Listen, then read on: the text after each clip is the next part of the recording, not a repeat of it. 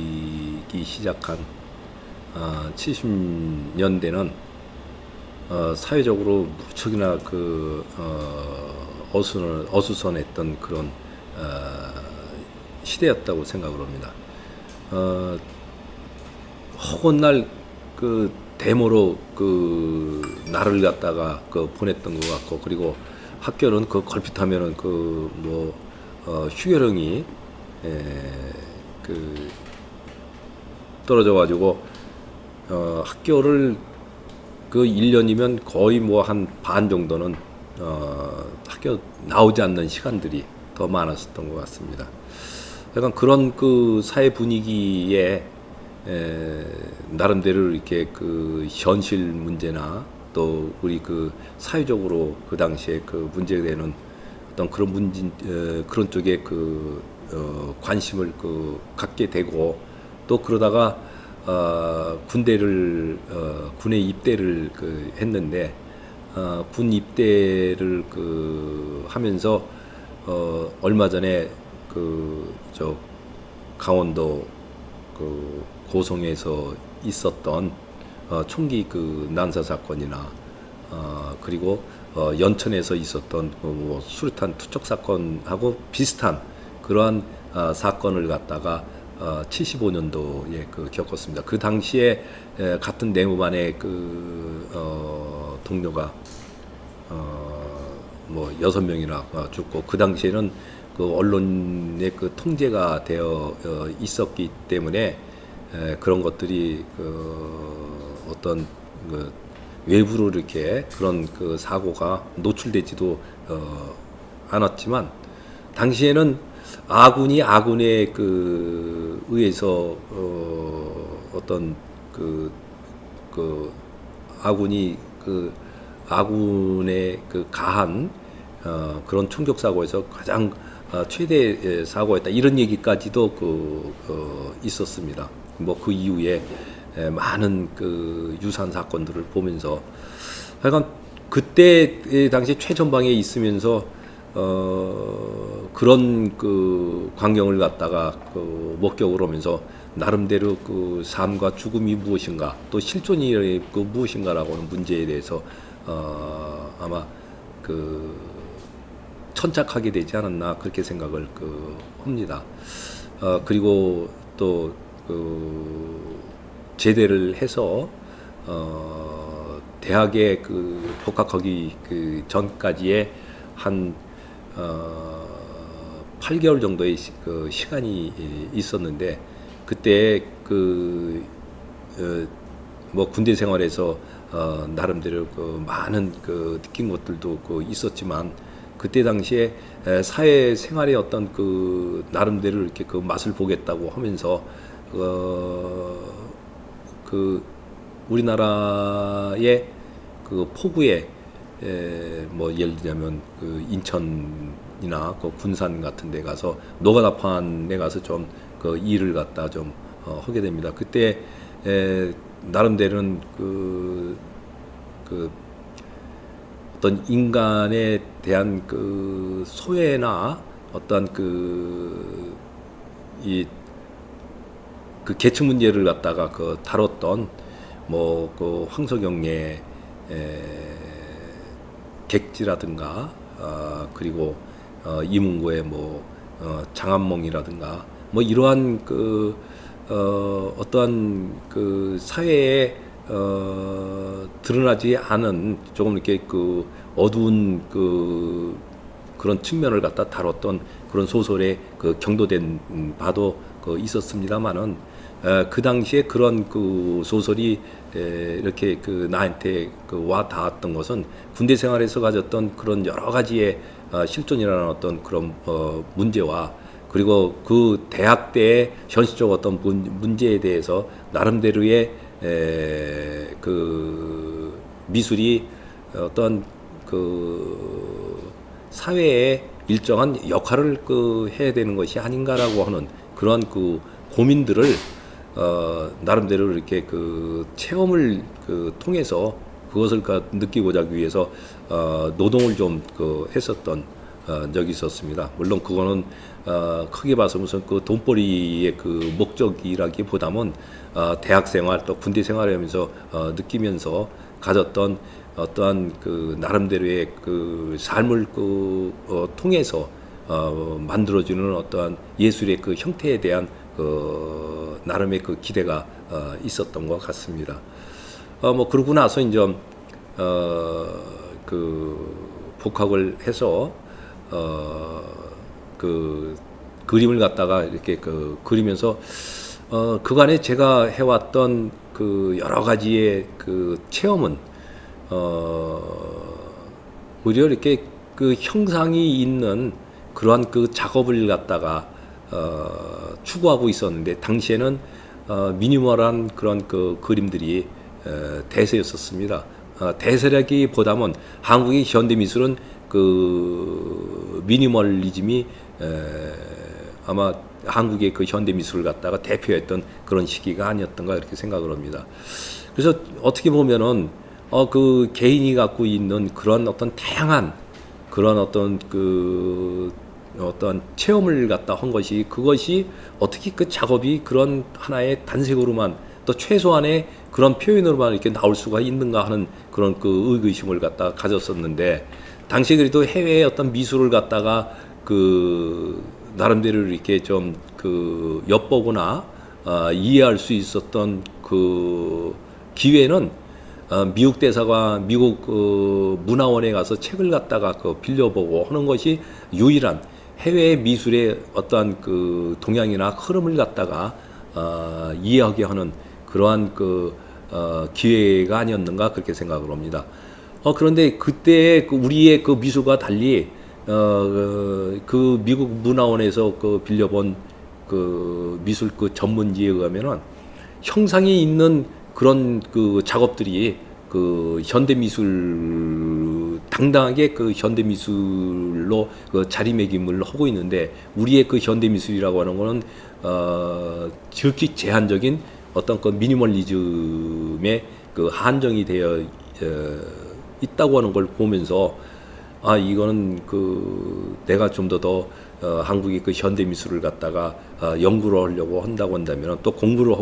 하려고 한다고 한다면 한국보다는 그런 다양한 어떠한 그 형상성이 있는 그러한 그런 표현들이 오히려 그래도 자연스럽게 이렇게 표현되어지고 하는 그런 외국으로 좀 유학을 가야 되겠다 하는 그런 생각을 갖게 됩니다. 그러면서 82년도에 파리에 가서 그 파리 국립미술학교의 그 다양한 어떤 표현들의 그 분위기와 제가 평소에 가졌던 어떠한 그러한 생각들과 어우러진 그런 작업의 시작이 지금까지 이렇게 이루어지고 있지 않나 그렇게 생각을 합니다. 뭐 당시에 프랑스나 미국이나 또는 독일이나 이런 쪽의 화단의 어떤 분위기라고 하는 거는 소위 얘기하는 포스트 모던한 경향들, 뭐 파리에서는 신구상 회화니 또는 자유구상이니 또는 독일에서는 신표윤주이니 이태리에서는 트랜스 아방가르디아라든가 또는 미국 쪽에서는 소위 뉴페인팅이라고 하는 어떠한 이름으로 우리가 생각하는 진부하다고 얘기하는 그러한 미술도 아주 새롭게 이렇게 와닿았던 그러한 상황이 아니었는가 그렇게 생각을 합니다. 그러면서 그런 작업들을 줄곧 파리에서 이렇게 하다가 한국에 귀국을 해서 한국이 갖고 있는 어떤 상황이라고 하는 거는 그 당시에는 민중 미술의 계열의 작업들이 좀 더 목소리를 갖다가 강하게 됐던 그런 시기가 아니었는가 이렇게 생각을 합니다. 그리고 파리에서 있으면서 당시에 pompi두 센터에 있는 그 도서관에 그 자주 갔었습니다. 자주 갔는데 거기서 봤던 그런 그 사진 중에서 당시에는 뭐 한국에 알려져 있지 그 공개되지 않았던 그러한 그 자료 사진들을 많이 그 접하게 됐었습니다. 한국에서 일어났던 어떠한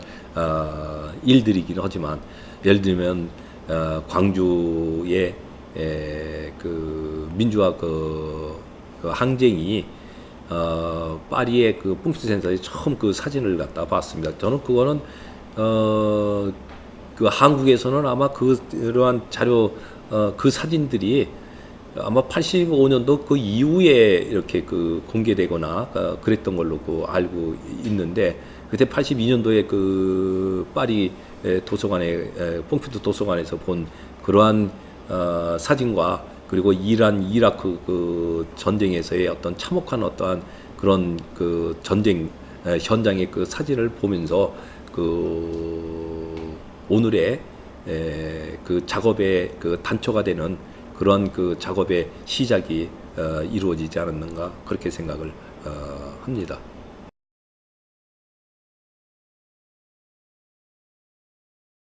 근데 분명히 사실은 지금도 보면은 어떤 사람들은 이게 잠깐 좀 뭐 민중미술 작가 아니냐 이렇게 얘기를 하지만 민중이라고 하는 얘기는 딴 말로 얘기하면 다중이라는 얘기인데 정말 그 민중이 갖고 있는 그 표현이 그걸 제가 갖고 있는 것대로 해석한다 치면은 그 이발소 그림 같은 경우가 그게 민중 미술이 아닌가. 왜냐면 그 당시에 우리의 그래도 대다수 또한 국민들한테 그림을 갖다가 선호하라고 하는 그 유형을 따진다고 한다면 어려운 그림보다는 오히려 그런 그림들이었거든요. 그런 사람들이 거기에 어떠한 그 이념으로 접근되어져 있는 그러한 미술들을 갖다가 좋아할 리는 없을 거라고 보고 있거든요. 그래서 그런 그 의문이 좀 들더라고요. 그리고 또한 그 미술이라고 하는 건 어디까지나 그 개인의 어떤 체험을 토대로 한 그런 작업이 돼야 되는데 그것을 갖다가 집단화된 어떤 그 운동으로 이렇게 전개시켜 나간다는 것은 그건 어디까지나 그 한계가 있다 이런 생각이 들었습니다. 그것이 하나의 그 당시에는 그 교조적인 어떠한 그 작품의 그 유형들이 있어가지고 그걸 갖다가 따라가고 하는 그거는 그 개인이 갖고 있는 자유로운 어떤 그 생각들을 갖다가 상당히 제어하는 그러한 그 운동들이 아니었는가 이런 생각이 좀 들고 그래서 작업들은 저는 제가 어디까지나 그렇게 거창하고 뭐 이거보다도 제가 느꼈고 생활에서 일상 속에서 보고 느꼈던 것들을 갖다가 그걸 이렇게 작업의 소재로 삼았다라고 생각을 하고 있고 그걸 통해 가지고 어떤 사회를 갖다가 뭐 변혁시킬 수 있다 그렇게 생각해 본 적은 없습니다. 그러니까 좀 뭐 그때부터 지금까지 저는 제가 가졌던 소연이 하는 얘기들은 지속되어 오고 있고 앞으로도 저는 무궁무진한 그런 내용들이 거기에 있지 않는가 이런 생각이 듭니다. 왜냐하면 당시에는 80년대는 아무래도 70년대 80년대는 빈부의 어떤 격차나 또는 체제 문제에 대해서 관심을 갖다 가졌던 것도 사실이거든요. 그렇지만 사회가 민주화가 되고 그리고 그 당시에 소위 언론이 통제되어 있을 때 작가들이 할 수 있었던 일들을 지금 언론이 다 하고 있는데 거기에 작가들이 같이 이렇게 동조한다고 하는 것들은 그거는 좀 작가가 갖고 있는 고유의 어떤 상상력이 있을진데 그런 거는 조금 제가 생각해 왔던 예술의 방향과 그건 좀 다르지 않는가 이렇게 생각을 하고 있었습니다. 그래서 저는 지금도 앞으로 제가 가졌던 소외라고 하는 그러한 주제는 앞으로도 유효하겠지만 보다 더 인간의 근원적 어떤 문제나 또는 아니면 그 환경이니 이런 문제에 대한 쪽으로 이렇게 관심이 좀 이동이 되지 않았는가 그렇게 생각을 합니다.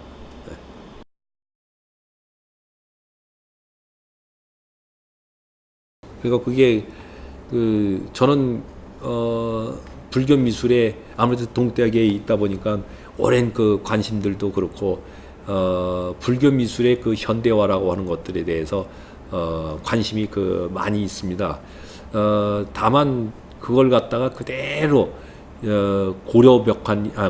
불안이 이조 불화를 갖다 그대로 이렇게 베껴내기보다는 도상에 대해서 현대화를 한다든가 아니면 색채 자체가 갖고 있는 그 과도하고 그 필요 이상의 그 현대적 우리 현대인들이 볼 때 그 미감에 맞지 않는 그런 그 색채를 갖다 조금 그 현대적 그 미감에 맞는 그런 색채로 이렇게 바꾼다든가. 그래서 제가 거기에 후불 전등사 무설전에 있는 후불 벽화에는 보통 보면은 부처님의 맨 앞줄의 좌우에 문수보살과 그 보현보살을 갖다가 배치를 하는데 저는 조금 친근감을 느끼고자 하기 위해서 부처님의 제자인 가섭하고 안한존자를 갖다가 배치를 했습니다. 그것은 조금 보살이라고 하는 거는 아무래도 복장이나 얼굴의 어떤 형태가 어떤 도상적으로 정형화되어 있습니다만은 그러나 인간의 얼굴의 어떤 형태나 어떤 복장은 조금 더 이렇게 현대적으로 이렇게 좀 이렇게 표현할 수 있을 것 같다라고 해서 가섭하고 안한을 갖다가 배치하거나 그리고 거기에 같이 작품이 걸려져 있는 신중탱에는 거기에 있는 인물에 있어서 선동들이 나오는데 선동들이 갖고 있는 악기를 갖다가 뭐 클라리넷이라든가 트럼펫이라든가 또는 뭐 현대적 악기로 그렇게 좀 바꿔가지고 이렇게 인물 구성을 갖다가 한 그런 작품을 2년 전에 제작을 했습니다. 그래서 지금 그런 쪽에 관심을 갖다 보니까 전통 뭐 종교 미술이든지 전통 미술에 현대적으로 이렇게 현대적으로 관통되어지는 그런 내용들이 상당히 많이 있다고 생각을 합니다. 적어도 그런 것들을 갖다가 어떻게 끄집어내 가지고 사람들한테 보여주느냐 이런 것들이 아마 뭐 불교 미술의 현대화가 아니겠는가 그렇게 생각을 합니다.